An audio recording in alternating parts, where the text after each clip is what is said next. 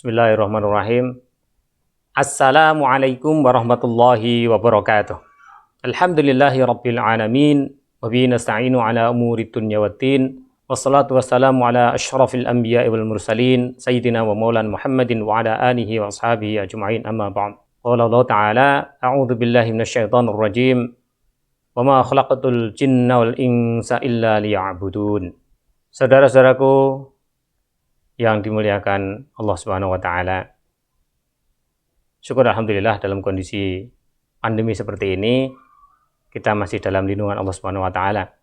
Semoga saudara-saudara kita yang terpapar COVID-19 yang mendapatkan musibah, ujian dan lain sebagainya dikuatkan oleh Allah Subhanahu wa taala dan mereka bisa kembali sembuh, kembali beraktivitas, melaksanakan amanah, tugas dan tanggung jawabnya, sehingga bisa melanjutkan kehidupannya kembali normal. Amin ya rabbal alamin.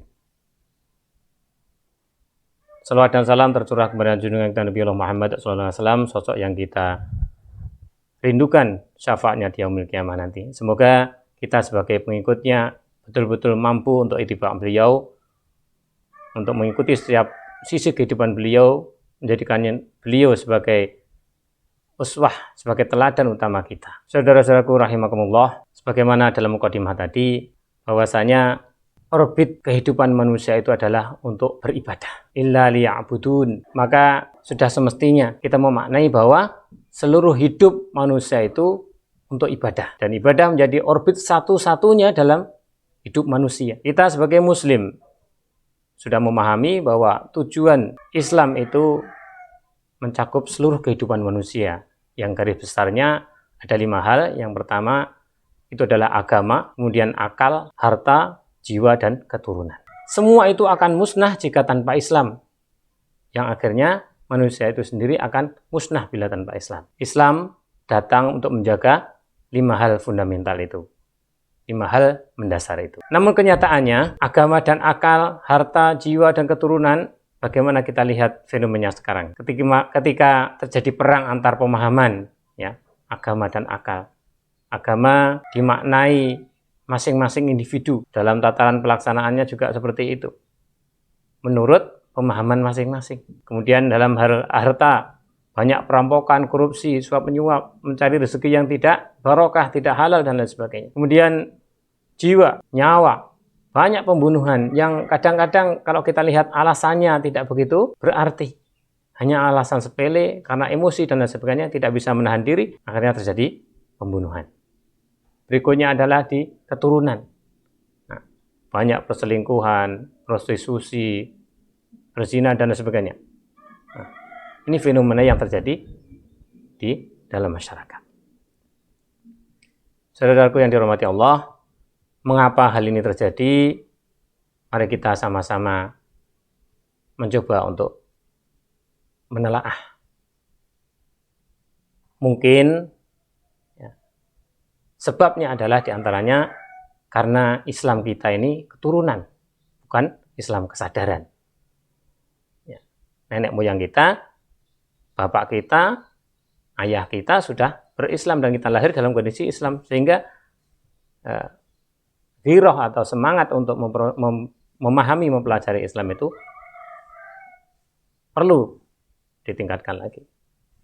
Kemudian penjajah, mungkin ya karena penjajah sukses memisahkan Islam dengan kekuasaan. Ya. Banyak kasus ya, diantaranya dulu ya, di sebelum tahun 90-an ya, sekitar tahun 90-an, maka jilbab ini sangat jarang kita lihat ya muslimah pakai jilbab. Berikutnya adalah muslim yang sering interaksi dengan Al-Quran pun sebagian hanya sekedar membacanya atau membunyikan ya. Mengejar pahala bukan paham yang dicari, tetapi hanya ritualitas saja. Padahal masih ada potensi lebih dari itu. Berikutnya, sudah merasa cukup berislam dengan rukun Islam. tidak perlu belajar lagi. Kemudian di dunia pendidikan juga begitu. Pendidikan tidak terasa ya, tidak terasa, kita tidak menyadari nuansanya itu nuansa sekuler. Karena apa? Ya, ini urusan pendidikan agama urusannya masing-masing. Ada dikotomi tujuan pendidikan. Ya, tujuan individu ya, untuk kepentingan individunya atau tujuan terwujudnya insan paripurna atau hanya untuk memenuhi permintaan pasar kerja saja. Ya. Nah, ini fenomenanya. Kita lihat sebagian dari saudara kita memilih pendidikan untuk putra-putrinya itu melihat pangsa pasar. Ya. Ke depan mana yang banyak dibutuhkan. Padahal kita lihat dan mungkin kita alami sendiri, kadang-kadang tidak mesti, tidak linier antara apa yang kita pelajari dulu ketika masih muda dengan kenyataan sekarang. Karena kita yakin bahwa rizki Allah itu sudah digariskan. Kita juga telah memahami bahwa pendidikan di Indonesia sudah dijamin oleh undang-undang, sebagaimana ini di pasal 31, pemerintah mengusahakan dan menyelenggarakan satu sistem pendidikan nasional yang meningkatkan keimanan dan ketakwaan serta akhlak mulia dalam rangka mencerdaskan kehidupan bangsa yang diatur dengan undang-undang. Ini negara sudah mengatur semuanya, sudah memfasilitasi semuanya. Kemudian sekolah-sekolah Islam, madrasah-madrasah hadir di negeri ini dengan berbagai alasan. Kemudian kita lihat ya, krisis paradigmatik, ya, memudahnya kecermelangan pendidikan Islam, krisis visi dan arah, lembaga pendidikan Islam lebih banyak jadikan Islam sebagai objek bahasan, bukan menjadikan Islam sebagai way of life, ya, minhajul hayah. Krisis pengembangan, ya, pendidikan Islam ya, kurang didukung oleh riset dan pengembangan yang berkelanjutan. Kemudian krisis proses dan pendekatan pembelajaran. Pendidikan Islam telah kehilangan substansinya sebagai sebuah lembaga yang mengajarkan bagaimana memberdayakan akal dan pikiran, ya, jasmani dan ruhaninya. Kemudian krisis pengelolaan juga begitu. Lembaga pendidikan Islam sering dikelola tanpa dukungan manajemen yang handal. Kebanyakan lembaga pendidikan malah berada dalam kerajaan. Ya, ketika yang negeri itu sudah maju, maka status quo tetap dipertahankan. Begitu juga yang swasta, ketika sebuah lembaga pendidikan, yayasan misalkan ya, itu sudah besar, maka itu seolah-olah menjadi sebuah kerajaan, sebuah dinasti. Nah, yang kadang-kadang jarang berbagi, jarang mau berbagi. Dan implikasinya berikutnya ini, krisis komunikasi. Masing-masing berjalan sendiri. Ya, hanya sekedarnya saja dalam berkomunikasi. Kurang mengembangkan jalinan kerjasama. Bahkan ada yang menganggap saudaranya itu, ya, lembaganya yang sesama lembaga Islam itu sebagai saingannya. Padahal harusnya kan kerjasama, harus bergandengan tangan, mitra bagi kita. Kita kembali kepada landasan filosofis kehidupan manusia, ya, bahwasanya kita ini adalah ciptaan Allah, makhluk Allah yang tujuannya adalah untuk beribadah, mengabdi, berhamba. Kemudian di antara hamba-hamba Allah itu sebagaimana yang tercantum dalam Al-Qur'an, ya, ulul albab alladzina yadhkuruna Allah qiyaman wa qu'udan wa 'ala junubihim wa yatafakkaruna fi khalqis samawati wal ard rabbana ma khalaqta hadza batila subhanaka faqina 'adzabannar. Maka ketika ini sudah melekat pada diri seseorang, ia akan mampu menjadi khalifah fil ard, ya, pemimpin di muka bumi ini, ya, dengan ihsan, dengan zikir, fikir, maka ia akan mampu menjadi sosok yang paripurna, yang bisa kerja ikhlas, ya, kerja cerdas, ya, kemudian kerja tuntas dan lain sebagainya. Nah, kita juga sering berdoa, ya, Rabbana hab lana min azwajina wa dzurriyyatina qurrata a'yunin waj'alna lil muttaqina imama. Jadi imamul muttaqin. Kita berharap kita dan keturunan kita, ya, itu menjadi imamul muttaqin, pemimpinnya para muttaqin atau orang-orang bertakwa. Maka setidaknya ada 7 kualifikasi yang harus dimiliki oleh Imamul Muttaqin ini.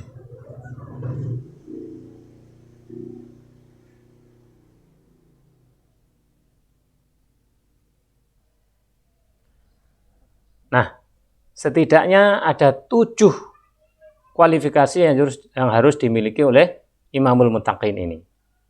Ya, diantaranya adalah memiliki akidah yang lurus, melakukan ibadah yang benar, berkepribadian matang dan berakhlak mulia, kemudian menjadi pribadi yang bersungguh-sungguh, disiplin, dan mampu menahan dirinya, memiliki kemampuan membaca, menghafal, dan memahami Al-Quran, memiliki wawasan yang luas, dan memiliki keterampilan hidup.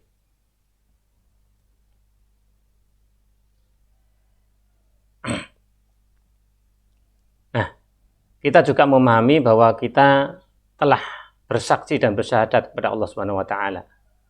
Asyhadu an la ilaha illallah wa asyhadu anna Muhammadar Rasulullah. Syahadatain ini menuntut kita untuk bisa membuktikannya. Ya. Ada syarat-syaratnya yang harus dilakukan oleh manusia. Ya. Dengan ihsan, ya, dengan itqan, dengan akhlak, maka kita bisa mewujudkan atau membuktikan, ya, dan bisa memenuhi syarat-syarat syahadatain kita diterima oleh Allah Subhanahu wa taala. Dan ini harus melalui pembiasaan dan pembudayaan yang menjadi budaya sekolah, terutama sekolah-sekolah Islam atau di madrasah-madrasah.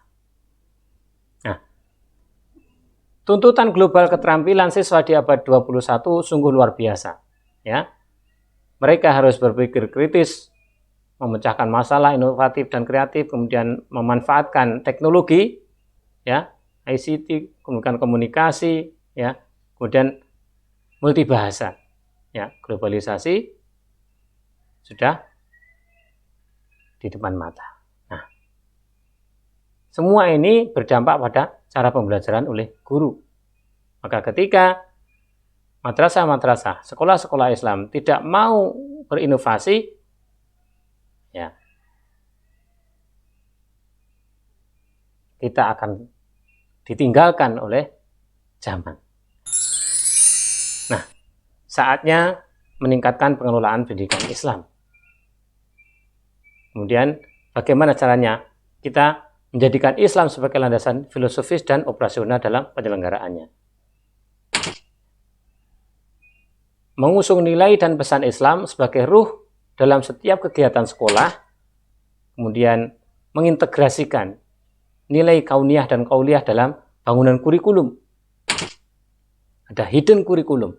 Kemudian mengedepankan qudwah hasanah dalam membentuk karakter peserta didik, menemukan lingkungan yang sholihah dalam iklim dan lingkungan sekolah, ya, kemaslahatan, meniadakan kemaksiatan dan kemungkaran.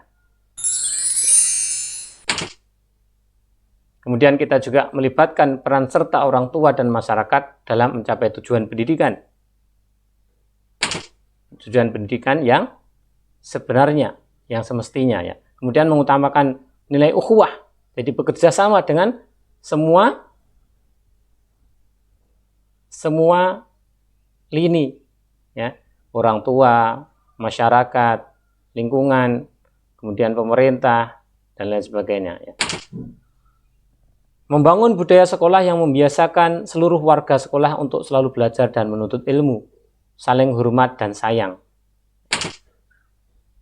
Menjamin seluruh proses kegiatan sekolah untuk selalu berorientasi pada mutu, jadi tidak asal berjalan. Ya, kita lihat bagaimana lembaga yang tidak dijaga, maka dulu mungkin maju dan favorit, namun sekarang sudah luntur dan ditinggalkan peminatnya. Menerapkan dan mengembangkan metode pembelajaran untuk mencapai optimalisasi proses belajar mengajar. Nah, ini inovasi dalam pembelajaran luar biasa, maka kita harus juga mampu untuk mengembangkan semua itu. Nah, kita butuh keterpaduan, ya. keterpaduan yang bagaimana? Ya, dari siswanya ya, peserta didiknya, aspek kognitif, afektif, psikomotorik, semuanya harus dipadukan. Jangan salah satunya. Kemudian sekolah, masyarakat, orang tua, semuanya. Ya, kemudian di dalam mengurusi sekolah, kelembagaan, maka kita juga harus mengikuti regulasi dari Dignas, ya, kemudian dari Depak atau Kemenak, ya, kemudian dari pihak-pihak lain juga. Nah, ini adalah standar, ya,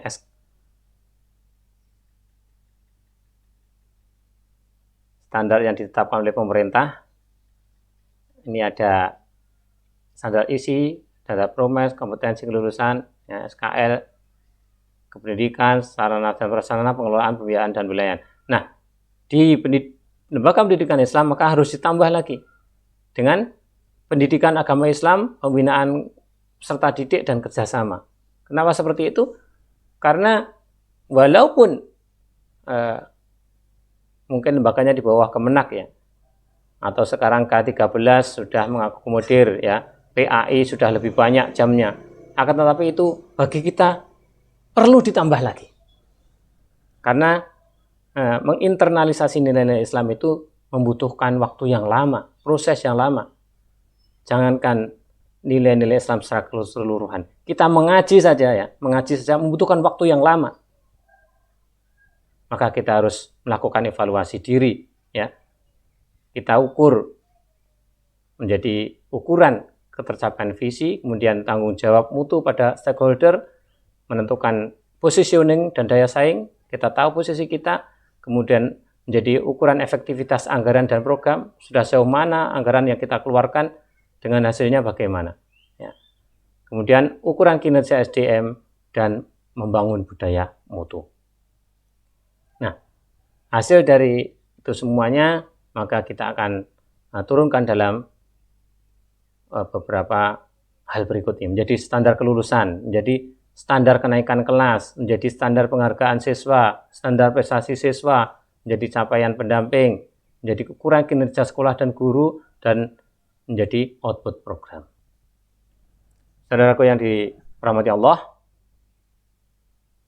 dalam surat Al-Jumu'ah ayat 2 Allah berfirman, A'udzubillahi minasyaitonir rajim, "Walladzi ba'atsa fil ummiyina rasulan minhum yatlu 'alaihim ayatihi wa yuzakkihim wa yu'allimuhumul kitaba wal hikmata wa in kanu min qablu lafi dhalalim mubin."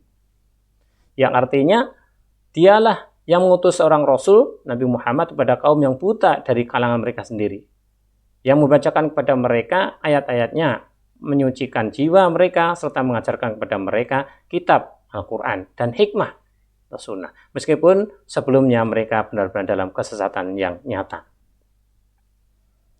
Saudaraku yang dimuliakan Allah, ini untuk bisa memberikan warna kepada seseorang, maka kita harus menyentuh hatinya. Maka yang paling bisa untuk menyentuh hati itu adalah Al-Quran. Maka jadikan Al-Quran sebagai pilar utama pendidikan. Insya Allah akan mudah menerima kebenaran dan kebaikan. Jadikan Al-Quran sebagai urusan yang utama di lembaga pendidikan. Ngajinya lebih banyak, ya. Dalam satu pekan, setiap hari ada jamnya untuk mengaji. Ya, utamakan Al-Quran. Maka akan membawa banyak kebaikan. Kemudian wujudkan tujuan pendidikan dengan keseimbangan antara tujuan individu, jasmaniah, akliyah dan ruhaniyah, dan tujuan negara. Ya. Kemudian kita juga saya sampaikan tadi bahwa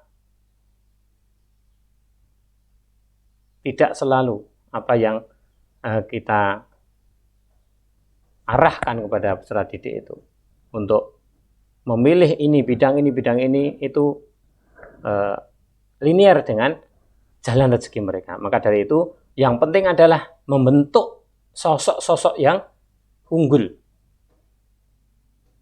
yang mempunyai karakter kuat, yang takut kepada Allah. Maka dimanapun mereka akan mengabdi nanti insya Allah akan baik. Insya Allah akan lahir generasi yang mumpuni untuk mengabdi pada Allah, Tuhan Yang Maha Esa, negara dan bangsa. Semoga bermanfaat apa yang saya sampaikan. Apabila salah mohon dimaafkan, mohon diikhlaskan, dan mohon diberi masukan. Demikian, wallahul muwaffiq ila aqwamit thoriq. Wassalamualaikum warahmatullahi wabarakatuh.